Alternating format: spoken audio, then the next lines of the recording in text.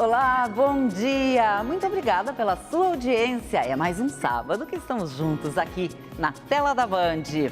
E amanhã a gente comemora o Dia Nacional da Saúde e Nutrição. E o Mais Saudável quer saber: você está se cuidando? Sabe escolher os alimentos que realmente protegem a sua saúde? Esse é um dos assuntos aqui do programa de hoje. E tem ainda dicas importantes sobre a vacinação e o sarampo. Fica ligado, o Mais Saudável já começou.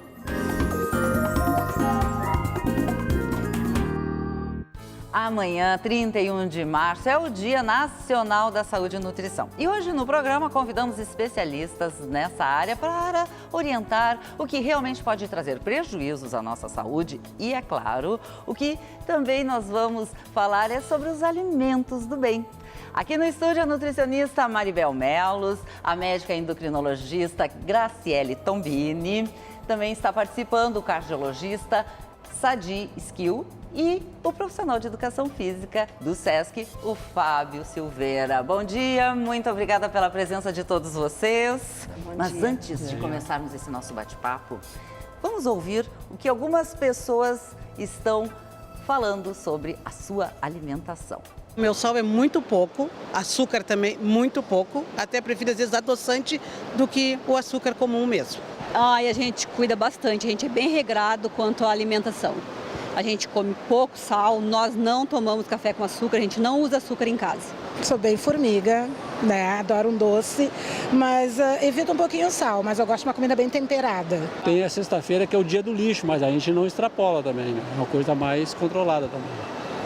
O que vocês comem do lixo, assim, daí? Come mais coisas, um chocolatezinho, alguma coisa? Entra um chocolatezinho, 70% cacau, mas é bem regrado também. Não pode faltar uma cervejinha também no final de semana. Final de semana até uma cervejinha entra. Agora é regrado. E por que agora é regrado? Como é que era antes? Pressão alta, né?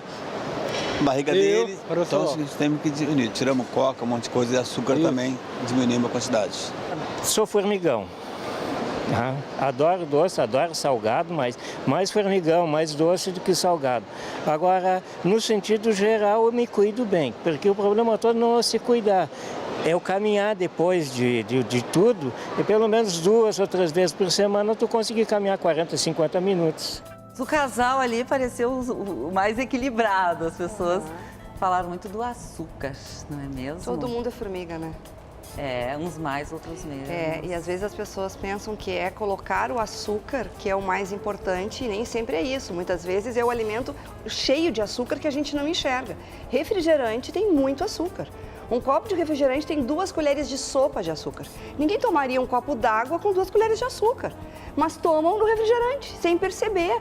E assim, tem molho que tem açúcar, molho de maionese tem açúcar, tem sopas prontas, molhos de tomate, tem coisas industrializadas que têm açúcar que a gente não está enxergando, né? E o sal também. E sal também. Esses tempos eu fui numa casa de coisas naturais e tem uma pipoca que às vezes eu como, mas porque eu gosto, mas é uma bomba, mas ela é vendida. E aí eu fui analisar que o pacote, porque ali ele diz a quantidade de caloria, açúcar e sal por 25 gramas. O pacote inteiro tem quase 600 calorias, 650 miligramas de sódio. E eu não me lembro o carboidrato, assim, para dizer, mas é vendido como sendo uma coisa saudável. E quem é leigo vai lá e compra, né? Por causa de produtos naturais. Isso é um alerta. Isso engana bem mesmo, é verdade. Então, ali no rótulo é onde a gente precisa realmente verificar. Mas olhar por quanto que é, porque sempre é uma ilusão. É 100 gramas, 150 gramas o pacote, mas o valor nutricional ali, a tabela é por 25 gramas, entendeu? E esse sal todo no coração, doutor? Eu achei interessante a pergunta do sal, do açúcar. Nós temos que determinar qual é o problema principal da pessoa. Se o indivíduo é hipertenso, ele tem que ter uma atenção especial redobrada em relação ao consumo do sal. Se o indivíduo está acima do peso, o açúcar é o veneno para ele. Então tem que ter uma particularização dos cuidados em relação até às dos próprios problemas biológicos de cada indivíduo, né? E quem não tem problema nenhum de saúde? Existem duas coisas que são diferentes, porque o normal na população gaúcha é consumir pelo menos o dobro do que é recomendado de sódio. Então, assim, os estudos mostram que você comer uma dieta completamente sem sal provavelmente aumenta a mortalidade. Então, em pessoas que não são doentes, suprimir completamente o sódio também não vai ser interessante. Mas a carga de sódio recomendada efetivamente é metade do que o gaúcho come em média, mais ou menos. Falaram ali sobre exercício físico, tipo, eu, meto o pé na jaca, faço o dia do lixo, mas eu vou lá. Depois vou gastar. Depois eu vou gastar. E aí, professor? Então, o pessoal tem muito hábito, de descarregar na alimentação e depois ir, agora eu vou dar uma corridinha, eu vou na academia e ali eu vou resolver meus problemas. E a gente não sabe que não é bem assim, Então é uma continuidade de hábitos errados, que o pessoal acredita que 1 ou 2 dias na musculação, na corrida, na caminhada, que isso vai resolver. E na verdade não é, Então vem se acumulando hábitos que não são os mais adequados, como já foi falado. E aí a atividade física sim contribui numa melhoria, mas ela também precisa ser contínua, de preferência mais contínua do que as coisas erradas. Uma coisa que eu achei muito interessante naquela fala das pessoas foi uma pessoa falou em temperos. A minha comida é temperada. Então, talvez a gente precise orientar mais as pessoas de usar mais temperos. Usar alecrim, salsinha, usar cebolinha. Isso vai dar sabor. Pimenta dá sabor, alecrim dá sabor, tomilho dá sabor. É barato porque tu pode plantar até num cantinho em casa, fazer uma floreirinha. Tem sequinho para vender no supermercado, mistura tudo, bate no liquidificador, faz um salzinho bem prático e um pouquinho de sal. Tu vai conseguir sabor no alimento sem precisar usar tanto. E usar essa estratégia de ler os rótulos, Falaste em temperos, as pessoas muita gente usa tempero pronto. Que é a base de glutamato monossódico, que é uma concentração. O glutamato monossódico ele é uma substância que dilata as papilas gustativas, aumentando a sensação de sabor. E ele tem um teor de sódio altíssimo.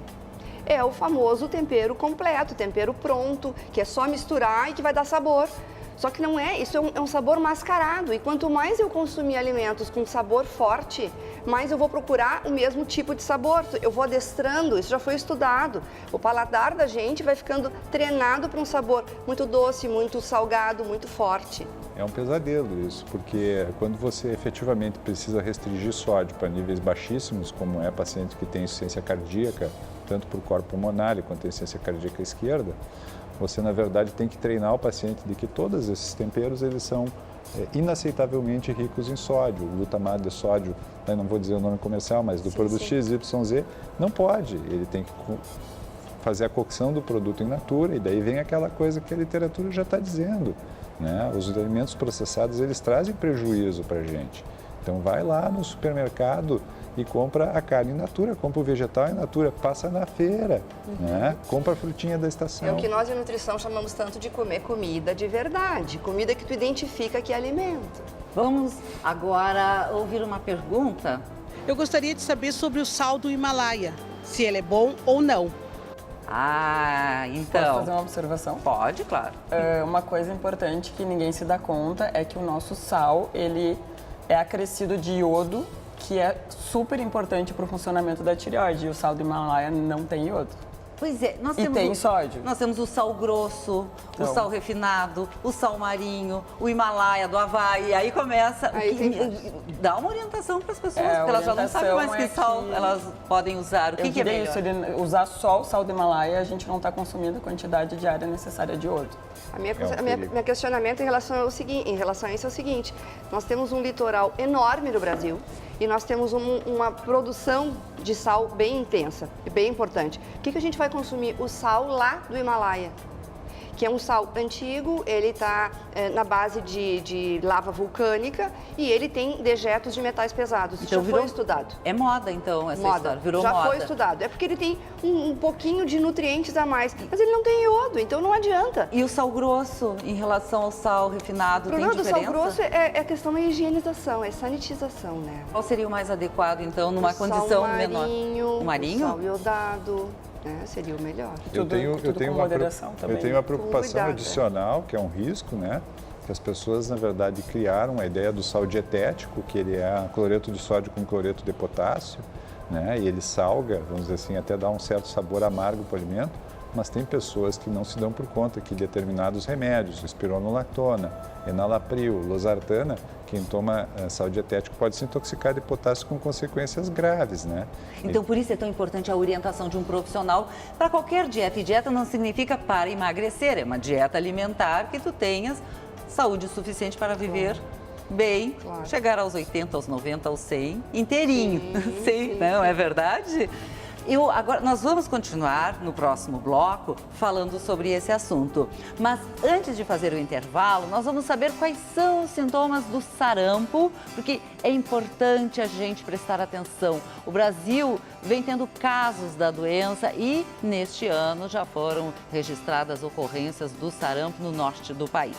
O médico infectologista do Hospital Divina Providência, Sidney Alves dos Santos Júnior, fala sobre os sinais da doença no nosso quadro Espaço Saúde. Bom, o sarampo é uma doença que tem sintomas inicialmente muito inespecíficos e essa é uma das peculiaridades dessa doença e que, porventura, atrapalha um pouco as nossas estratégias de preveni-la. Então, inicialmente a pessoa tem febre, dores pelo corpo, coriza e só lá pelo 4º dia, a partir de início desses sintomas, é que ela vai ter aquilo que é mais específico do sarampo, que são especialmente as manchas na pele e algumas manchas que aparecem também na parte de dentro da boca. Então, como o período de incubação ele começa um pouco antes disso, a pessoa quando tem essas alterações que são mais específicas, ela já teve por alguns dias transmitindo a doença, mesmo sem saber que estava doente. No próximo bloco, a gente traz informações sobre a vacinação contra o sarampo. E se você tem sugestões para o programa, então manda para o nosso e-mail maissaudável@band.com.br. Já voltamos.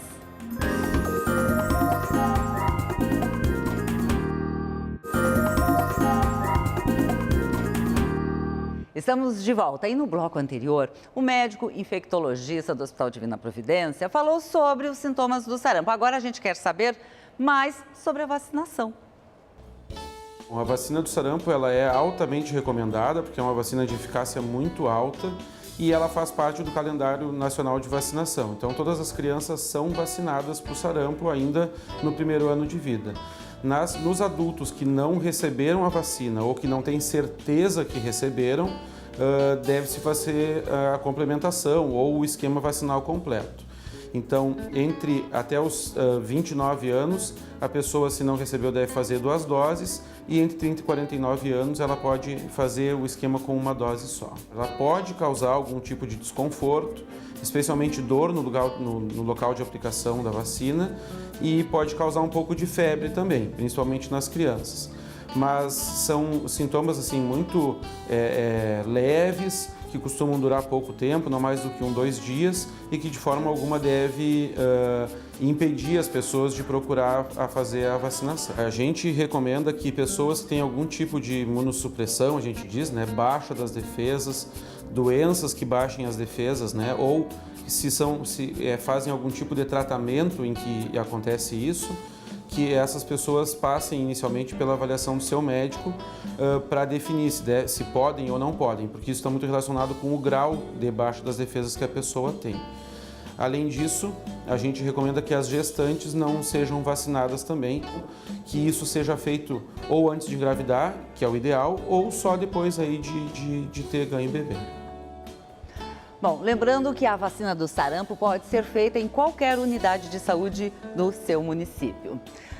Bom, nós estávamos falando no bloco anterior sobre a nutrição, afinal amanhã é o Dia Nacional da Saúde e Nutrição, porque é importante, né, chamar a atenção das pessoas. Tem um estudo realizado na Universidade Estadual de São Paulo que mostra o perigo para as pessoas magras, porque às vezes os magrinhos pensam que está tudo bem, né? Sou saudável, mas não é bem assim. Quando tem aquela gordurinha, aquela pochetezinha, não é mesmo? O falso magro. O falso magro, então é o que nós vamos ver agora. Rafael parou de fazer exercícios e engordou alguns quilos nos últimos anos, mas ainda se considera magro. Às vezes eu me olho no espelho e me incomoda um pouco, eu falo, né, preciso Mas é pouquinho, eu acho que é só uma consciência de momento. A obesidade é um dos fatores de risco para doenças cardiovasculares. Mas um estudo feito por pesquisadores brasileiros mostra que mesmo quem é magro e tem apenas uma barriguinha saliente, também tem que tomar cuidado.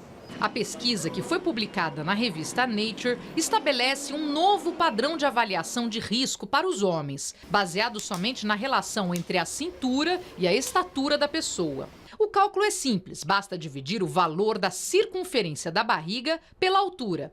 Antes, o ideal era estar abaixo de 0,5, mas o estudo concluiu que quem estiver um pouco abaixo disso, com 0,45, por exemplo, já está sob risco. Mesmo aquele indivíduo que se considera magro e saudável, quando ele tem um pneuzinho, uma gordurazinha abdominal visível, é muito importante ele consultar ao médico. Esse cardiologista adverte que o excesso de gordura abdominal é motivo de preocupação para qualquer pessoa. Nós já sabemos que o abdômen, com a gordura subcutânea e a gordura em volta das vísceras, acaba produzindo uma gordura perigosa, que é o colesterol ruim, o LDL. Além do que atrapalha o controle do açúcar no sangue. É uma informação que para mim é nova, e eu tenho doença autoimune. Então, eu já tenho o risco aumentado de doença cardiovascular. Então, para mim, teoricamente, é um risco a mais, né? E aí, vai fazer o quê? Tem que mudar minha rotina de vida, parar de fumar, regular a alimentação, fazer exercício. É isso aí, né? Então, essa gordura, aquela quando a barriga é molinha, mas é melhor... Não vale a gordura retirada da lipo, né? Porque a gordura visceral continua lá. Lá, isso é um detalhe. Essa subcutânea retirada não diminui o risco, né? Tirar a gordura com lipo não diminui o risco, por exemplo. Isso é um detalhe, os magrinhos que se alimentam mal e ficam com essa gordurinha aí, doutor Sadi. Em 1998, a gente fez uma enquete na saúde periférica aqui de Porto Alegre. Quer dizer, o manual da Secretaria Estadual da Saúde já falava que cintura, índice cintura-quadril era um determinante. E a gente triou a população do bairro e viu que o preditor para você ser hiperglicêmico, quer dizer, estar diabético e não saber, era ter a cintura acima do recomendado.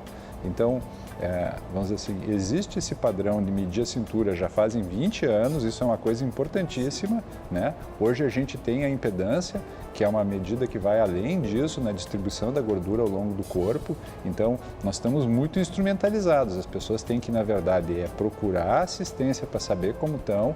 Pode começar com a sua fitinha métrica em casa e depois que descobrir que está errado, corrigir, né? Botar vontade para corrigir a coisa. E a atividade física, então, é fundamental também, porque isso aí é um casamento. Essa gordura visceral, ela causa uma coisa que se chama resistência à insulina. É como se a gordura atrapalhasse no receptor que a gente tem da insulina na célula. Então, o corpo se obriga a produzir mais insulina ainda para compensar, vencer essa barreira, essa resistência. E isso tem vários riscos para a saúde, mas o principal mecanismo desse risco de gordura visceral é pela resistência à insulina.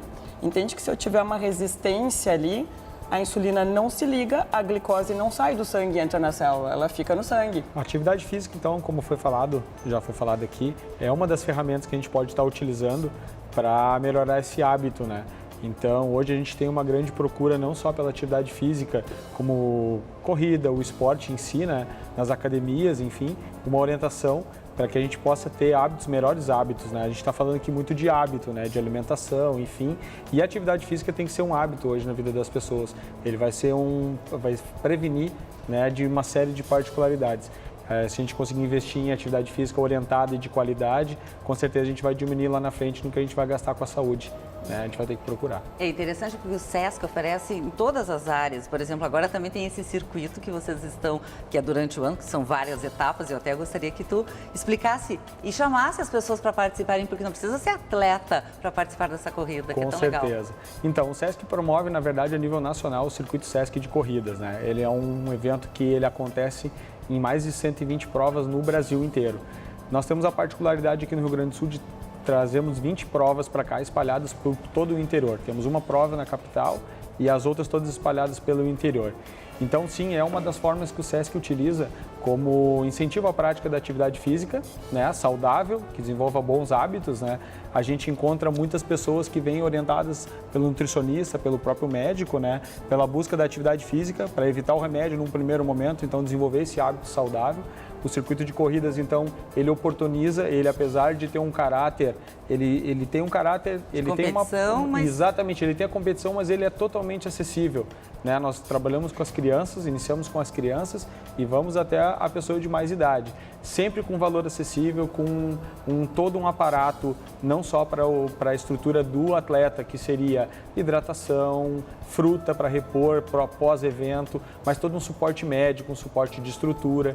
Então e ele tem um valor muito acessível. Então essa é uma das ferramentas que o SESC usa para trazer bem-estar e qualidade de vida para as pessoas. Maravilhoso. Aqui a gente tem agora na tela o site, que as pessoas podem ali buscar mais informações. Exatamente. Até para deixar de conhecimento de todos, agora dia 7 de abril, nós temos a etapa do circuito de corridas em Caxias. Ainda dá para o pessoal procurar. Fazer inscrição, é uma prova, e participar. Exatamente, é uma prova que a gente espera mais de 1.000 atletas. E lá nós temos todos os públicos participando. Temos o atleta que busca rendimento, aquele mais com biotipo de atleta. E aquele que só vai no trotinho. Exatamente. Ele é uma oportunidade para todos, para iniciarem. Claro que dentro de tudo que a gente estava conversando aqui, é importante salientar a importância também de buscar a orientação do seu médico para ver como está a sua saúde, do nutricionista, para que é um trabalho conjunto, na verdade, né? E que ele possa fazer essa atividade física e realmente ela possa trazer benefícios para ele. Que maravilha.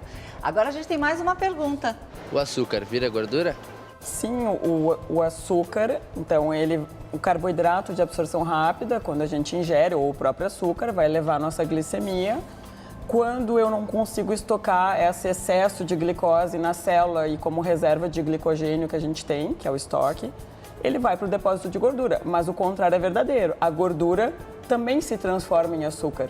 Porque quando a gente está na ausência, por exemplo, de uma dieta com baixo carboidrato, na ausência de carboidrato, nosso corpo tem a capacidade de ir lá buscar como fonte de energia a gordura e transformar em glicose. Mas, sim, aquele açúcar refinado, então, é nossa, o pior é um de todos. É virar farinha branca. Gordura. É um vilão muito grande. Tem uma coisa que a gente insiste com os pacientes, né, que é uma coisa importantíssima. A nossa capacidade de armazenar glicogênio no corpo, nós não somos estocadores de carboidrato. Então não adianta comer o melhor carboidrato do mundo, porque se você consumir acima de uma determinada quantidade, você vai obrigatoriamente converter a gordura.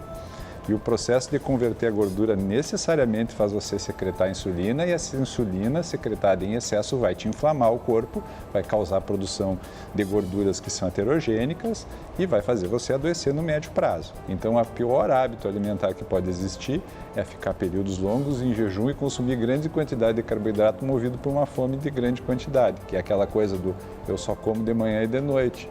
Então, queima músculo o dia inteiro e guarda gordura nas refeições. A gente está falando em índice glicêmico, carga glicêmica, carboidrato. E as pessoas às vezes não entendem bem. Não entendem muito bem isso. Mas assim, isso? Tem truques que a gente pode utilizar para que o açúcar do sangue não suba tanto. É fazer uma refeição em que associe. Eu vou comer um pãozinho, mas eu preciso comer salada, eu preciso comer uma proteína, eu preciso comer ovo.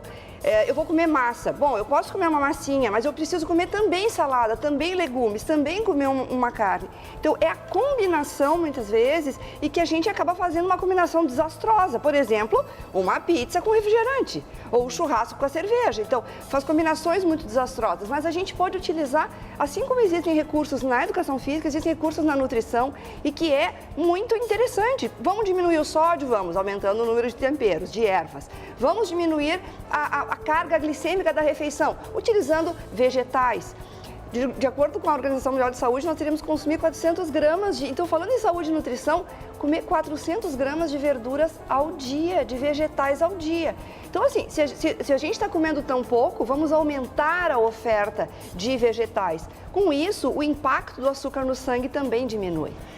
E, assim, para encerrar, eu teria mais uma pergunta, mas a carne vermelha, a gente pode consumir diariamente? É a complementação do que ela estava falando, porque fundamentalmente, vou dizer assim, o que é o impacto, o que é mais moderno é que do volume todo de energia que você precisa para viver, se mais do que 55% da tua energia for proveniente de fonte de carboidrato, você vai aumentar a tua chance de adoecer, especialmente do coração.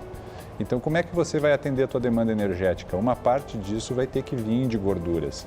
De preferência, gordura de laticínio, a gordura, certas gorduras vegetais, que é o azeite de oliva, que é as sementes, que são coisas que têm a qualidade melhor. Vamos dizer quais são os alimentos para as pessoas? Quais seriam, então? Continuando, por favor, doutor Sadi. Gorduras boas. Abacate, amêndoas, castanhas, nozes, amendoim, azeite de oliva, isso são gorduras boas. Carboidratos de boa qualidade. Cereais integrais, arroz integral, pão integral, feijão, as pessoas esqueceram de comer feijão. Aipim, feijão, lentilha, doce. aipim, batata doce, bem lembrado. Então, comer mais cenoura. Tem uma coisa, vou dar uma técnica muito simples de comer mais legumes, que é prático. Coloca vários legumes numa forma, cortadinho, e leva ao forno. Faz legumes assados, isso pode tu deixar pronto no domingo e vai até quarta-feira tu vai ter legumes, deixa na geladeira, só come. É prático. As folhas, deixa lavadas, mistura. Ah, eu vou comer uma coisinha rápida aqui, mas a saladinha estando lavada fica fácil na hora de preparar. E aí coloca dentro de um Tupperware, bota papel toalha em cima, papel toalha embaixo e dura a semana toda. Isso é um truque prático, é que as pessoas às vezes acham muito difícil fazer tudo e aí vão pro refrigerante com a pizza, mas tem um meio termo, é aí que a gente tem que chegar. É carne, nós não falamos.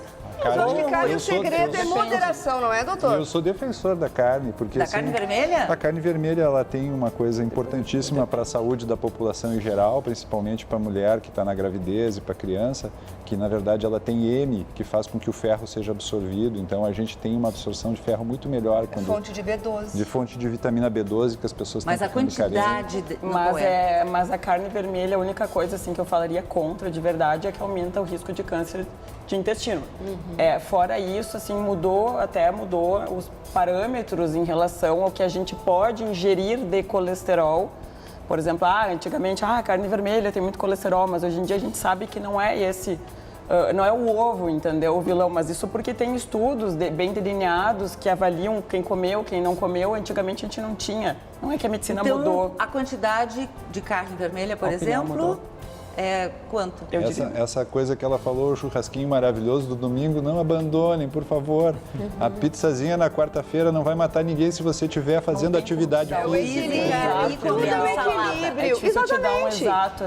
Tem um antídoto para o churrasco, que é rúcula, agrião, brócolis. Eles são antídotos, porque eles ajudam a combater aquele excesso de toxinas. Então, o segredo é esse, equilíbrio. Equilíbrio. Muitíssimo obrigada pela participação de vocês. E o Mais Saudável vai ficando por aqui. Se você quiser rever todos os conteúdos do programa, é só acessar o canal da Band no YouTube. Acompanhe também o nosso Instagram e a página no Facebook. Agora, na sequência, você fica com Alejandro Malo e eu te espero sábado que vem, 9h30 da manhã, aqui na Band. Tchau e um ótimo final de semana para você.